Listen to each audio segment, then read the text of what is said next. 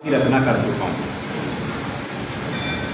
स्वाभाविक तौर पर जटिलतम जो समस्याएं रही है उनको उठाता रहा, मानवीय संवेदनाएं क्या होती है उसे बखूबी जानता रहा, समझता रहा हूँ।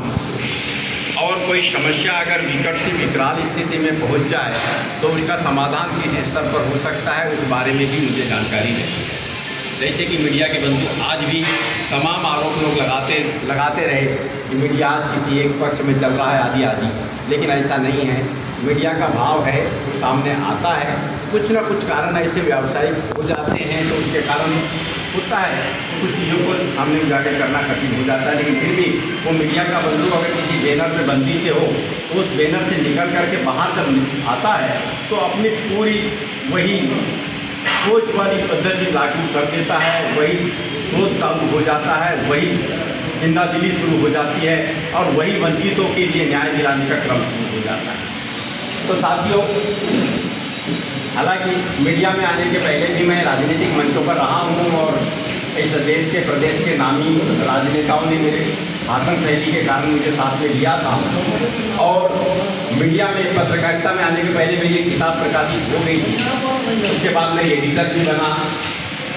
तो 3 पुस्तकें मैंने लिखी, 30 किताबें लिखी है, उसमें से 3 पुस्तकें मैंने शिक्षित बेरोजगार युवाओं को किस प्रकार के ट्रेडिशनल और प्रोफेशनल कोर्सेज की पढ़ाई करने पर सम्मानजनक जॉब मिल सके, इस विषय पर मैंने किताबें लिखी। और इन किताबों को लिखने के बाद में क्योंकि शिक्षा का कारोबार कुछ ज़्यादा बढ़ चुका है, आप लोग जानते हैं, तो तमाम महाविद्यालय और विश्वविद्यालयों ने मुझे आमंत्रित किया व्याख्यान के लिए। मेरे 3-3 घंटे के व्याख्यान कई विश्वविद्यालय और महाविद्यालयों में दिए हैं।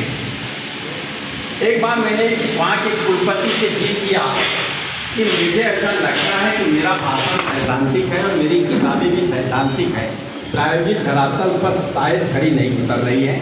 मैं आज अपना भाषण संक्षिप्त करूंगा और जो उपस्थित छात्र हैं उनके बीच जाकर उनसे बात करना चाहता हूं। उन्होंने कहा कैसे पॉसिबल है, यहाँ 3-4 हज़ार छात्र हैं। मैंने बोला बिल्कुल मैं उन्हीं के बीच जाऊँगा। बोला आप यही बैठ जाइए, मेरी आंखों की भी समस्या है, काफ़ी दिनों से है। उन्होंने कहा कहाँ चलेंगे, एक जगह बैठ जाए। मैंने नहीं, मैं उनके बीच जाके बात करूँगा।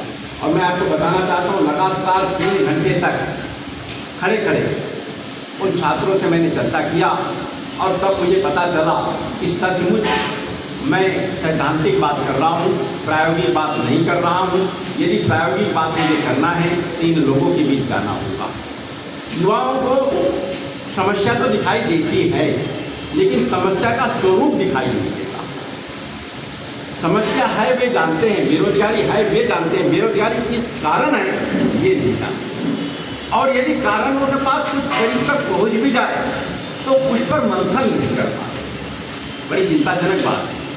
यदि डॉक्टर के पास हम जाते हैं और उसको पूरे शरीर के बारे में पता लगता है, यहाँ भी दर्द है, यहाँ भी दर्द है, यहाँ भी दर्द है, डॉक्टर को ही कंफ्यूज कर देते हैं, हम सही बात नहीं बता पाते, तो डॉक्टर भी परेशान हो जाता है कि इनका इलाज कहाँ से हो। वही परिस्थितियाँ हैं। मुझे लगा कि नहीं, इस दिशा में मुझे आगे कदम बढ़ाना होगा।